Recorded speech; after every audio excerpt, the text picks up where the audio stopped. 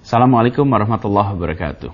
Hari ini, hari Minggu, tanggal 12 Juli tahun 2020. Izinkan saya menyampaikan perkembangan terbaru terkait dengan penanganan COVID di Jakarta. Tadi pagi, pada pukul 10, Dinas Kesehatan melaporkan angka kasus baru yang muncul di Jakarta. Dalam seminggu terakhir ini, kita 3 kali mencatat rekor baru penambahan harian. Dan hari ini adalah yang tertinggi sejak kita menangani kasus di Jakarta. Ada 404 kasus baru. Tidak boleh dianggap enteng. Memang, sebagian besar dari penambahan kasus harian ini adalah karena gencarnya kita melakukan yang disebut sebagai active case finding. Artinya, kita tidak menunggu pasien di fasilitas kesehatan, tapi puskesmas kita mengejar kasus positif di masyarakat. Jadi bukan kita pasif. Di Jakarta kita secara aktif melakukan tracing, lalu melakukan testing. Dari situ kemudian mereka diisolasi, mereka yang ditemukan positif. Tetapi angkanya tetap tinggi. Nah, walaupun kita sudah melakukan peningkatan kemampuan testing, saat ini, tes PCR di Jakarta per minggu itu sudah 3 kali lipat dari standar yang ditetapkan oleh WHO. Dan kita akan terus meningkatkan kapasitas testing kita. Bahkan tes PCR itu, positivity rate-nya selama ini itu berkisar sekitar 5%. Karena persyaratan atau yang ditetapkan sebagai standar dari WHO adalah diperlukan 1.000 testing per 1 juta penduduk. Dan positivity rate-nya, artinya mereka yang ditemukan positif, itu di bawah 5%. Sebagai catatan, tanggal 4 sampai tanggal 10 Juni, di Jakarta kita melakukan 21.197 orang dites. Dan positivity rate-nya 4,4%. Lalu, tanggal 11 sampai 17 Juni, 27.091 orang dites. Tingkat positivity rate-nya adalah 3,1%. Lalu 18 Juni sampai dengan 24 Juni ada 29.873 orang yang dites. Positivity rate-nya 3,7%. Kemudian 25 Juni sampai 1 Juli ada 31.085 orang yang dites PCR. Kemudian positivity rate-nya 3,9%. Lalu tanggal 2 Juli sampai 8 Juli ada 34.007 orang. Positivity rate-nya 4,8%. Tapi, hari ini, angka positivity rate itu menjadi 10,5%. Melonjak 2 kali lipat. Ini adalah satu peringatan bagi kita semua. Bahwa kita harus lebih waspada, lebih disiplin. Karena itu saya secara khusus ingin menyampaikan ini kepada seluruh masyarakat Jakarta. Jangan anggap enteng. Jangan anggap ringan. Jangan merasa kita sudah terbebas dari wabah COVID. Lonjakan ini merupakan peringatan bagi kita semua. Dan dalam perjalanan selama masa PSBB transisi ini, sejak 4 Juni sampai dengan 12 Juli ini, kita menemukan 6.748 kasus baru. Memang karena kita aktif melakukan tracing, tapi selama ini tambah kasusnya, tapi positivity rate-nya di bawah 5%. Artinya meskipun ditemukan sebutlah 200, tapi 200 dari 4.000 tes, maka dia hanya 5%. Berbeda dengan 200 dari 1.000 tes, maka dia 20%. Kami selalu perhatikan angka prosentasenya. Karena itu yang bisa membuat kita menganggap ini sesuatu yang harus diantisipasi atau ini adalah perkembangan yang bisa dikendalikan.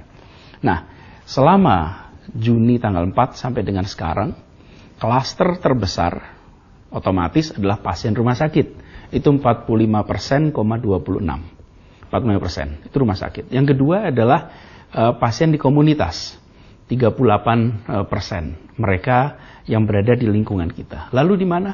Di pasar. Pasar itu 6,8%. Dan pekerja migran Indonesia itu 5,8%. Sisanya dari perkantoran. Tapi saya perlu ingatkan pada semua, 66% dari yang kita temukan adalah OTG, orang tanpa gejala. Orang yang dia tidak sadar bahwa dia sudah terekspos. Artinya, kalau saja mereka tidak kami datangi, tim puskesmas tidak melakukan testing, barangkali yang bersangkutan tidak pernah merasa bahwa positif. Dia membawa virus COVID. Inilah sebabnya mengapa kita harus ekstra hati-hati.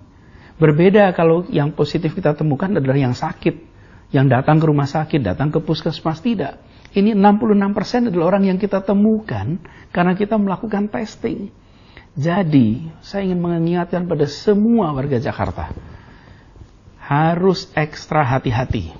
Jangan anggap enteng, jangan merasa kita sudah bebas dari COVID. Karena nanti, kalau kondisi ini berlangsung terus, bukan tidak mungkin kita akan kembali ke situasi sebelum ini. Karena itulah saya ingin ingatkan pada semuanya. Ada titik-titik yang harus diwaspadai. Pertama, yang paling harus kita hati-hati adalah tempat transportasi umum. Di situ ada situasi di mana menjaga jarak itu seringkali sulit. Yang kedua, adalah di pasar. Kondisi di pasar seringkali membuat interaksi itu jadi pendek. Pastikan bahwa semuanya disiplin. Kita pun melakukan pengawasan pemantauan. Ada lebih dari 300 pasar, 153 di bawah Pemprov DKI, kemudian sisanya adalah pasar rakyat. Harus hati-hati. Kemudian saya ingatkan kepada semuanya, hal yang paling sederhana, nomor 1, pakai masker. Memakai masker di mana saja, kapan saja, dalam aktivitas apa saja. Yang kedua, jaga jarak aman. 1 meter adalah jarak aman. Lalu yang ketiga, mencuci tangan dengan sabun. Pastikan ini terjadi. Lalu, dalam aktivitas apapun, pastikan ruangan tempat Anda berkegiatan, tempat kita berkegiatan, tidak boleh lebih dari kapasitas 50%. Dan yang paling penting dari semuanya, jangan ragu untuk mengingatkan siapapun, kapanpun, dimanapun. Ingatkan, tegur, bila ada yang tidak pakai masker, bila ada yang tidak jaga jarak, bila ruangan lebih dari 50% kapasitas, bila tidak melakukan cuci tangan. Jadi jangan anggap ini sekedar urusan pemerintah, bukan urusan kita semua. Ini adalah kita mencegah untuk tidak terjadi penularan pada kita semua.